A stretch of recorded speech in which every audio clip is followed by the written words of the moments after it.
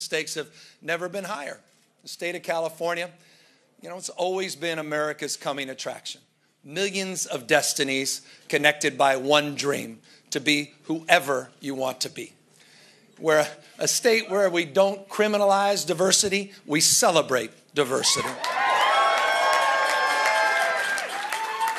A state where we don't obstruct justice, we demand justice for everybody. Where we don't regulate a woman's body more than we regulate assault weapons out on our streets. And where we invest in children, Jeff Sessions, invest in children where we don't tear them from the loving arms of their mothers and their fathers. We don't do that. Where we fuel the greatest economic engine the world has ever known. At the same time, we're protecting our environment and protecting our workers. That's California. Look, California's vision and America's values are one and the same. But our values, as you know, are under assault. We're engaged in an epic battle. And it looks like voters will have a real choice this November between a governor who's going to stand up to Donald Trump and a foot soldier in his war on California. Mark my words, I've never backed down from a fight, and neither have you. And we know California at its best will always be better than Washington's worst impulses. That was California Lieutenant Governor Gavin Newsom at his campaign headquarters late Tuesday. He's advancing to the state's gubernatorial election in November. Melissa Caen is a political reporter for our station KPIX in San Francisco.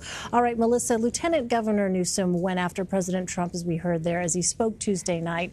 Is that the kind of message most voters there in California want to hear? Certainly, 34% at least want to hear. I think people here are enjoy their status as the resistance, as it were. But he is going to have to come down to earth and address some serious bread and butter issues about schools and roads and taxes as we get closer to the November election, because that's what his Republican, other candidate, John Cox, is going to be looking at. Right. And in fact, Republican John Cox has also advanced to the November general election. What does he need to do to be competitive in November? He has got to run quickly to the center. There are a number of moderate Democrats who don't agree with some of Gavin Newsom's views on things like single-payer health care, who may be willing to embrace a moderate Republican if they're saying things that moderate Democrats consider palatable. So what John Cox is going to have to do is sort of make a left-hand turn and try to grab some voters in the middle. Because remember, Gavin Newsom has 34% of the vote. He's going to need a lot more than that to win in November. Absolutely. Well, Democratic Senator Dianne Feinstein also advanced to her general election. It's not clear who she'll be facing in the fall. Are Republicans concerned about turnout if she's up against another Democrat?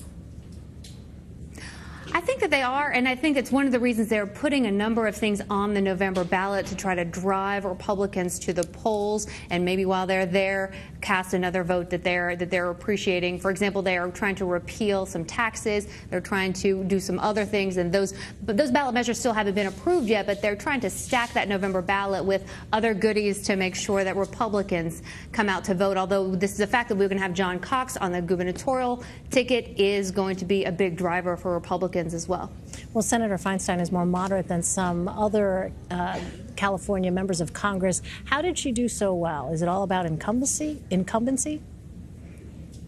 Well, she really appeals across the board. Even people who don't necessarily agree with everything she does believe that she is smart and that she is capable. She knows what she's doing. So she's got a huge amount of credibility, even among people who are at times her detractors, who wish she were screaming more loudly at Donald Trump, believe that she is competent. And the other candidate in the race, Kevin De Leon, who is running to her left and trying to be the sort of more Bernie Sanders-like candidate, just did not come up with the goods tonight. And so that lets you know really where the voters are and how much are really that sort of outside left resistance. It's really not as much as people might have thought going into this. Well, after seeing early results tonight, how worried should Republicans be about their chances this fall?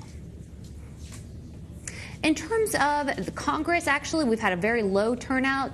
We're I guess, average turnout for a non-presidential primary is what we've seen. We did not see a big blue wave. We did not see huge anti-Trump resistance. So Republicans did relatively well tonight, and conservatives who don't identify as party Republicans did pretty well tonight. So I think that you're going to see in those congressional districts down south, for example, maybe not necessarily blocking out of Democrats, but certainly Republicans on those tickets when they head into November. So, you know, overall for California, things turned out pretty well for folks on the right. Melissa, it's Ed O'Keefe. Good to talk to you again. Happy primary day, or primary night, I guess, at this point. For those of us who are not from the San Francisco area, tell us a little more about Gavin Newsom, because he's not necessarily as well known yet across the country, but certainly if he wins, as it looks like he would, is going to instantly become a pretty you know, powerful foil, if you will, to the Trump administration, and certainly a symbol of California.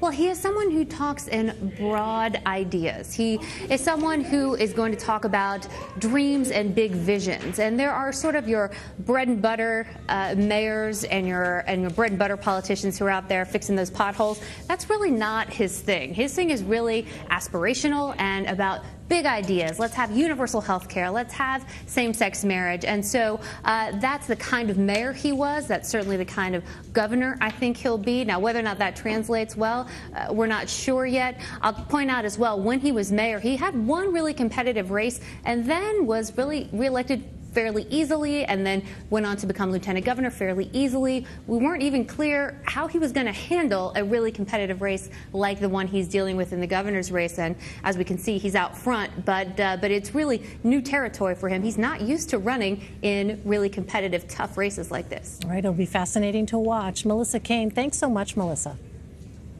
Thanks for having me.